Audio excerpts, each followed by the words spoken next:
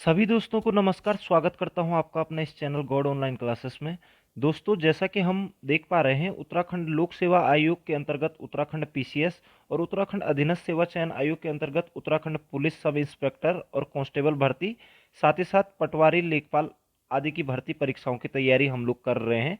और दोस्तों, जैसा कि पिछली वीडियोस यानी कि 3 वीडियोस मेरे लगभग ये है तीसरी वीडियो है, और उसमें मैं आप लोगों के सामने जो विंसर ईयरबुक 2022 की आई हुई है दोस्तों, उससे रिलेटेड जो अपडेटेड क्वेश्चन आ रखे हैं, उन क्वेश्चनों का संकलन आप लोगों के सामने लेके आ रहा हूं, और जो कि परीक्षा की दृष्टि से बहुत ज़्यादा इंपॉर्टेंट भी हैं दोस्तों। तो आशा करता हूं आप वीडियो को पूरा अंत तक देखेंगे, और अगर आपने पहले की वीडियो नहीं देखी है, वो 2 वीडियो जो इससे पहले बना चुका हूं मैं, उनको नहीं देखा है तो उनको भी आप जरूर देख लीजिएगा, क्योंकि बहुत सारे अपडेटेड क्वेश्चन आए हुए हैं जो कि परीक्षा की दृष्टि से इंपॉर्टेंट हैं। तो बढ़ते हैं दोस्तों आज के पहले क्वेश्चन की तरफ। लेकिन उससे पहले एक छोटा सा अनुरोध रहेगा कि अगर आपने अभी तक चैनल को सब्सक्राइब नहीं किया है दोस्तों, तो चैनल को जरूर सब्सक्राइब कीजिएगा दोस्तों, ताकि आपके पास मेरी जो भी नई वीडियो बन के आती है वो आप लोगों को इन्फॉर्म हो जाए। तो बढ़ते हैं दोस्तों पहले क्वेश्चन की तरफ को। पहला क्वेश्चन आ रहा है कि रमक का सूर्य मंदिर कहाँ है। दोस्तों, पिछले वीडियो का जो पहला क्वेश्चन लास्ट क्वेश्चन था, वहां पर आया था क्वेश्चन कि बड़ा द्वितीय का सूर्य मंदिर कहाँ है। तो बड़ा द्वितीय सूर्य मंदिर आपको बताया गया था कि कटारमल अल्मोड़ा में है। तो यहाँ पर क्वेश्चन आया है कि रमक का जो सूर्य मंदिर है वो कहाँ पर है। तो रमक का जो सूर्य मंदिर है दोस्तों, वो है आपका चंपावत में। दोस्तों याद रखेंगे, रमक का सूर्य मंदिर आपका चंपावत में है, जबकि बड़ा द्वितीय का सूर्य मंदिर आपका अल्मोड़ा कटारमल में है। तो याद रखेंगे आपकी रमक का सूर्य मंदिर आपका चंपावत जनपद में है दोस्तों। नेक्स्ट क्वेश्चन पे चलते हैं। कत्यूरियों के प्रथम परिवार का संस्थापक कौन था। यानी कि कत्यूरियों का जो संस्थापक था कत्यूरी राजवंश का, वो कौन था। ये इस तरीके से भी क्वेश्चन पूछा जा सकता है। तो कत्यूरियों के प्रथम परिवार का जो संस्थापक था दोस्तों, वो था आपका आपका ऑप्शन नंबर ए वासुदेव। याद रखेंगे, वासुदेव कत्यूरी वंश का संस्थापक राजा माना जाता है। ठीक है, या फिर कत्यूरियों के प्रथम परिवार का राजा या संस्थापक माना जाता है वासुदेव को। याद रखेंगे दोस्तों। नेक्स्ट क्वेश्चन पे चलते हैं दोस्तों। किस कत्यूरी शासक द्वारा जागेश्वर मंदिरों में विमानों का निर्माण कराया गया था। ये बहुत बार पूछा गया है दोस्तों, ये क्वेश्चन इंपॉर्टेंट क्वेश्चन भी है कि किस कत्यूरी शासक द्वारा जागेश्वर मंदिरों में विमानों का निर्माण कराया गया था। तो जागेश्वर में मंदिरों का निर्माण कराने वाला कत्यूरी शासक निम्बरदेव था। याद रखेंगे, निम्बरदेव ने जागेश्वर मंदिर समूह में विमानों का निर्माण कराया था दोस्तों। तो निम्बरदेव आप याद रखेंगे दोस्तों। नेक्स्ट क्वेश्चन पे चलते हैं। ललित सूर्यदेव की के ताम्रपत्र लेख में किस कत्यूरी राजा को परम ब्राह्मण बताया गया है।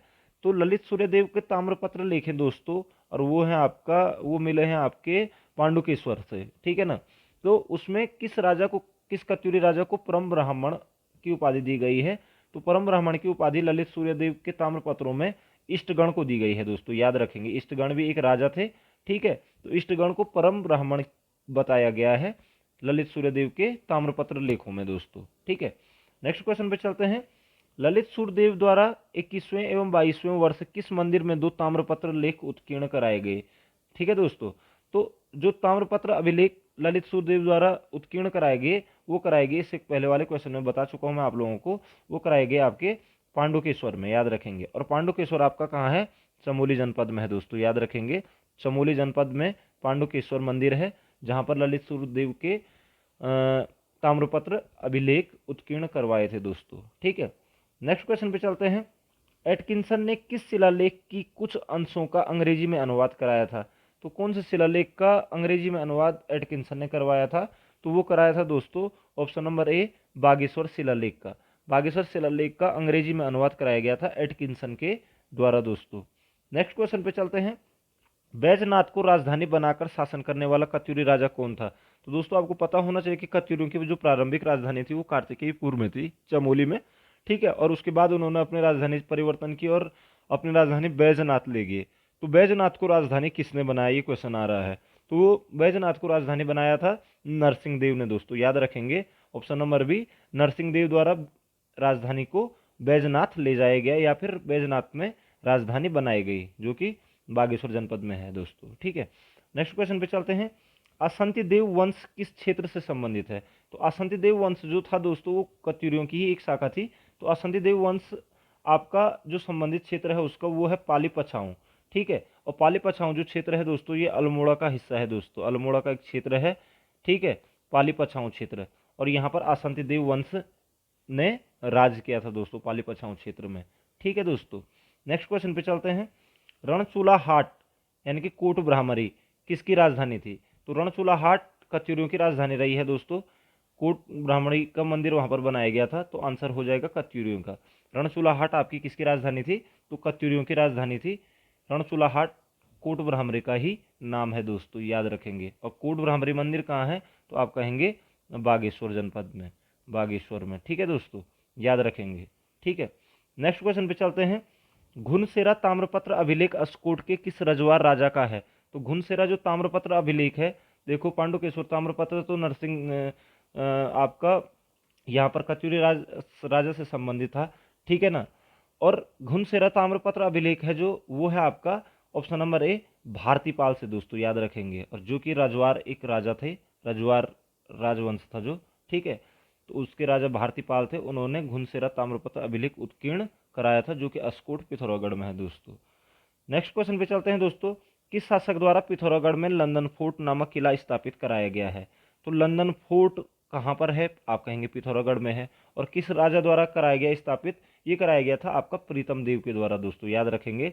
प्रीतम देव ने पिथौरागढ़ में लंदन फोर्ट नामक किला स्थापित किया था दोस्तों। नेक्स्ट क्वेश्चन पर चलते हैं। राजा धामदेव किसके पुत्र थे? तो राजा धामदेव दोस्तों प्रीतम देव के ही पुत्र थे, याद रखेंगे। ठीक है, और प्रीतम देव ने आपका क्या किया था? लंदन फोर्ट की स्थापना की थी पिथौरागढ़ में दोस्तों। ठीक है, तो राजा धामदेव उनके पुत्र थे प्रीतम देव के। नेक्स्ट क्वेश्चन पे चलते हैं। सागरतल गढ़ विजय गाथा, सागरतल गढ़ विजय गाथा किस परवर्ती कत्यूरी राजा से संबंधित है? तो सागरतल गढ़ विजय गाथा जो दोस्तों, यह है आपका धामदेव से।